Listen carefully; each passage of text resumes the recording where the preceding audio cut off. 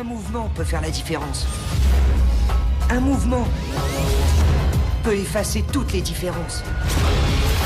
Un mouvement peut libérer toute une génération.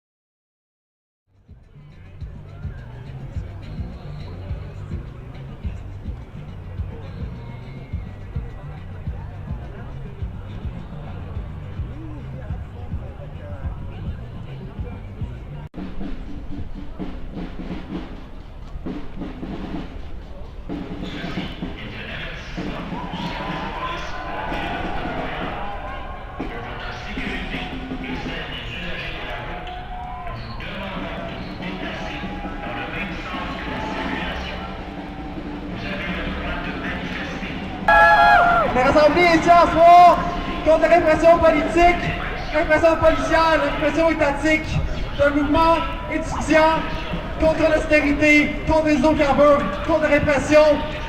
Encore une fois, l'État nous réprime. Encore une fois, on se rassemble. Encore une fois, on dira non à la répression. Il y a quelques discours pour commencer, avant qu'on prenne la rue. D'abord et avant tout, je vous présente Dany Poirier, étudiant de sciences politiques à l'UQAM. Salut tout le monde, on est super tapé dessus. Ce printemps, dans les rues de Montréal, de Québec, de Sherbrooke, de Laval, jusqu'en Outaouais, jusqu'à Matane et jusqu'à Gaspé, les rues du Québec ont été le théâtre incendiaire d'une jeunesse qui refuse de plier l'échine.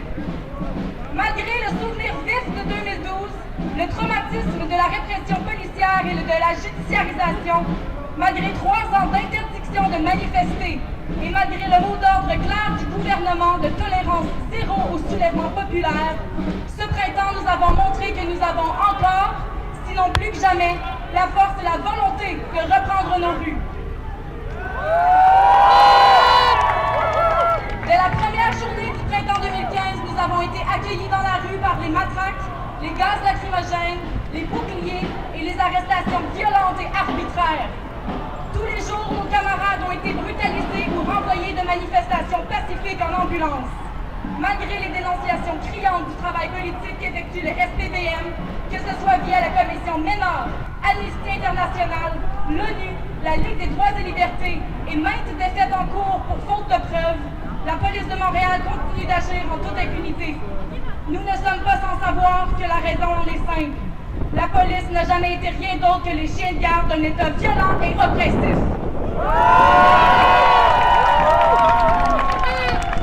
À l'UQAM, ironiquement fondée grâce à l'occupation massive des cégeps en 68 et qu'on aura nommé pour cette raison l'Université du peuple, la grève a commencé avec un budget d'1 demi-million de dollars en garde de sécurité, du salissage médiatique de la part du vice-doyen de la Faculté de sciences politiques et droit et la menace de 9 expulsions politiques visant des étudiants et étudiantes profilés pour leur engagement et leur participation sur les instances démocratiques de l'université.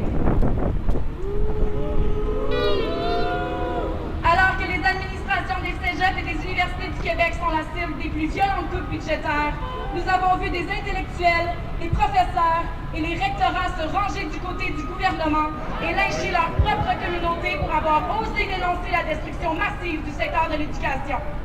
De quelle liberté académique peut-on réellement parler lorsqu'on bâillonne ainsi la génération de demain, n'hésitant pas à faire intervenir la police entre les murs d'une université prétendue libre? Pour ce qui est des médias de masse, dont le travail principal devrait être d'informer objectivement la population des conflits politiques qui concernent tout le monde, nous avons été encore une fois trop souvent reçus avec un parti pris pour la désinformation, le sensationnalisme, la soif de casse et le vide de contenu. Les journaux et les nouvelles de masse nous auront traînés dans la boue et préféré parler du sombre sort d'une machine distributrice plutôt que d'aborder l'ampleur de la dette écologique et sociale qu'on impose aujourd'hui à notre génération. À l'époque où on emprisonne un étudiant en sociologie pour plaire à l'opinion publique parce qu'il aurait fait respecter son droit de grève, on ose encore nous accuser, nous qui prenons pour tous et toutes la responsabilité de se tenir debout, de violence et d'intimidation. À ceux et celles qui nous voudraient tranquilles, dociles et obéissantes, nous répondrons par la colère. Si nous devons nous masquer pour lever des cours, c'est parce que vous aurez criminalisé le droit de grève. Si nous devons nous couvrir le visage pour aller manifester, c'est parce que vous laissez libre cours à une violence politique démesurée, à même les rues d'un pays que vous réclamez encore démocratique.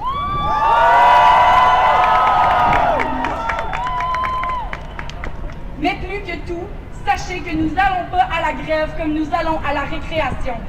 Si nous choisissons la résistance plutôt que d'obtempérer un système vicié, corrompu et injuste, ce n'est pas par choix, mais bien par devoir. Nous avons conscience d'être la génération sacrifiée au nom des riches, de la privatisation à outrance, de la vente à rabais de nos conditions d'existence, alors que le gouvernement préfère verser des millions de dollars aux compagnies pétrolières et dilapider les fonds nationaux pour l'expansion du Nord, projets qui, encore une fois, ne profiteront qu'aux riches, aux dirigeants et au reste des magouillards qui nous dirigent aujourd'hui. Si nous sommes encore dans la rue, c'est que nous ne sommes pas dupes et nous refusons de fermer les yeux comme il vous plairait tous, alors que nous nous faisons voler nos droits politiques, notre droit de parole et notre avenir en tant que société.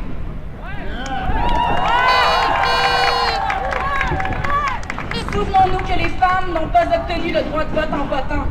Elles l'ont obtenu par la lutte acharnée, les emprisonnements, les grèves de la faim et des années de violence. Aujourd'hui, alors qu'on précarise encore une fois leurs droits et leurs conditions de travail, qu'on massacre ce qu'il reste des territoires volés aux Autochtones, qu'on s'obstine à penser l'éducation comme un privilège plutôt qu'un droit, qu'on met à mal l'ensemble des services sociaux et du bien-être collectif, si nous sommes en lutte, c'est parce que nous avons conscience qu'on nous a déclaré la guerre. Il n'est pas si lointain le temps où l'esclavage, le colonialisme, le meurtre et le viol des femmes étaient légal. Notre mémoire collective connaît la vérité du système légal. Hier comme aujourd'hui, il entérine le pouvoir du camp oppresseur. À ceux et celles qui souhaitent nous voir nous taire, nous voir nous laisser faire, ouvrez bien les yeux et sachez que nous ne faisons que commencer, parce que lorsque la loi est injustice, la résistance est un devoir et seule la lutte paie.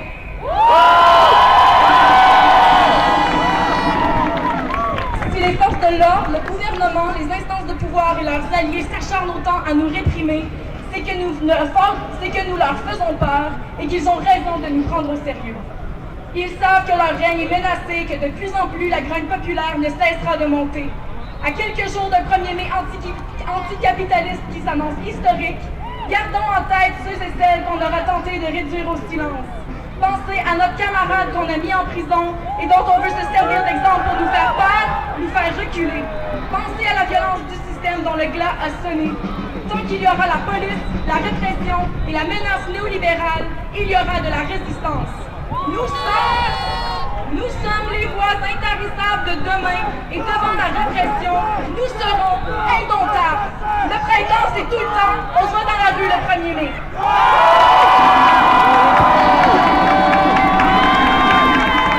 Merci, je donne la parole à ma camarade Jennifer Babette. Attention, on demande à tous les manifestants de circuler, s'il vous plaît. Bon ben, avant de commencer mon speech, j'aimerais offrir ma solidarité avec Jennifer Pollock, qui a été reconnue coupable aujourd'hui d'harcèlement criminel contre le policier porte-parole comédien de La Petite Vie, Yann Lafrenière.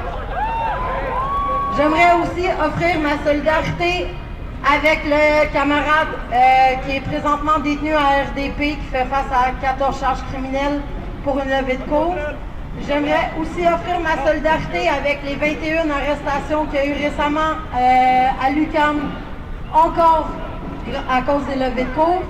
Puis finalement, j'aimerais offrir ma solidarité face aux 9 expulsés politiques de l'UQAM. très important. Ce monde-là a besoin de nous présentement, puis si on n'est pas solidaire face à eux et elles, ils ont déjà tout perdu. La répression politique, ça fait des années et des années qu'elle existe. Peut-être qu'elle a été moins flagrante, mais depuis 2011, elle est là, elle est présente. On fait juste prendre comme exemple la manif contre la brutalité policière organisée par le COBP. Ça fait à peu près 7 ans que ça finit en souricière à chaque année. Si ça, c'est pas une démonstration de répression politique, je me demande qu'est-ce que c'est. En 2011, je ne sais pas si vous vous rappelez, mais il y a eu la création de l'escouade Gamma, qui est une division du service de police de Montréal qui se veut comme le guet des activités des mouvements marginaux et anarchistes.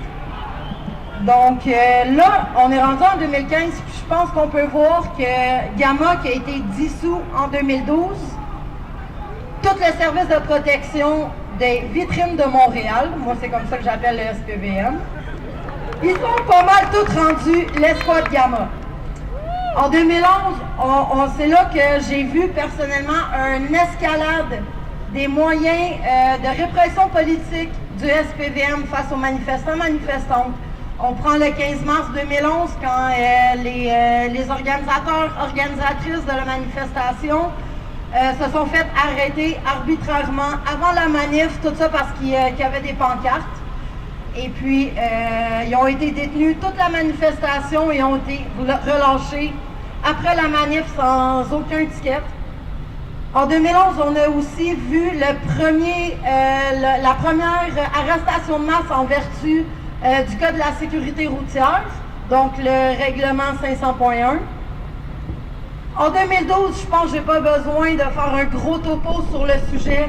Je pense que vous avez tous et toutes vu la répression politique qu'il y a eu à travers le printemps érable. C'était des dizaines et des dizaines et des dizaines d'arrestations arbitraires ciblées aux criminels. Puis heureusement, le 9/10 de ces accusations-là sont tombées. Le SPVM, ils s'en calissent. Qu'est-ce qu'ils veulent là? C'est pas qu'on ait des tickets après, qu'eux autres gagnent ou whatever.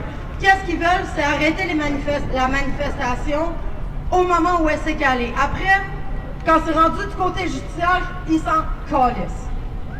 En 2013, ça a été l'année des souricières. Il n'y a eu aucune manifestation qui est partie. Toutes les manifestations, ils commençaient avec des souricières. Sur un espace d'à peu près 4 mois, il y a eu autant de nombre d'arrêtés que pendant tout le printemps érable de 2012. Puis finalement, en 2014, les flics ont commencé à appliquer un pouvoir arbitraire de savoir quelle manifestation elles toléraient. Donc, c'était soit on start la manif, puis on souritionne ça dans un coin, ou soit on laisse la manif partir, puis on la tolère. Puis là, on est rendu en 2015. 2015. On est juste au mois d'avril, puis je pense que je pourrais faire un roman d'à peu près 500 pages sur la répression politique qui se passe depuis le début de l'année. Là, comment que les manifestations ils se passent en 2015? C'est bien simple. Soit on souritionne dès le début. Salut toi. C'est quoi ton numéro de matricule? Good. 1428. On se rappelle de ça. Fait qu'on est rendu en 2015, fait que c'est soit les manifestations, surtout depuis le 15 mars 2015, c'est soit on va souritionner les manifestantes dès le départ, ou soit on va les diriger, puis on va les faire tourner en rond, en carré de sable, comme qu'ils appellent sur les ondes de la police. On est rendu des carrés de sable. OK. Bon. Fait que ça a été pour moi l'escalade des moyens de répression politique qui se sont appliqués par rapport au SPVM. En 2013 aussi, qu'est-ce qu'il y a eu de flagrant? C'est tout le côté de la militarisation du corps policier. C'est là qu'on a vu le tank, les 2 canons à son qui ont apparu. Maintenant, le SPVM, ils ont des nouvelles de bonbonnes de poivre de Cayenne. ils ont eu des nouvelles grenades assourdissantes. Les États-Unis ils ont fabriqué en janvier 2013 un nouveau type de grenade assourdissante. Puis devinez quels services de police dans le monde entier ont été les premiers à commander ces nouvelles grenades-là? SPVM! Notre cher service de police de Montréal. En plus autour de bloquer la rue. Fait que je pense que c'est assez flagrant comment que la répression politique est devenue ancrée dedans la ville de Montréal. Pour finir, personnellement, j'aimerais vraiment lancer un appel à tout le monde qui subissent la répression politique, à tous les gens qui ont décidé d'abandonner la rue à cause de la répression politique, à tous les gens qui sont en train de se poser des questions, qui sont en train de se dire, moi, je ne vais plus aller manifester parce que je commence à me faire ficher, je commence à me faire menacer, de me faire arrêter arbitrairement par le SPVM. C'est ça qu'ils veulent, OK? Ils ont toutes les forces, ils ont tous les outils pour instaurer un climat de peur. Si on se plie face à ça, c'est plier face à l'adversaire. Peu importe le niveau de force que l'adversaire a, c'est important de ne pas plier à ça. Mon mandat, stand up, fight back!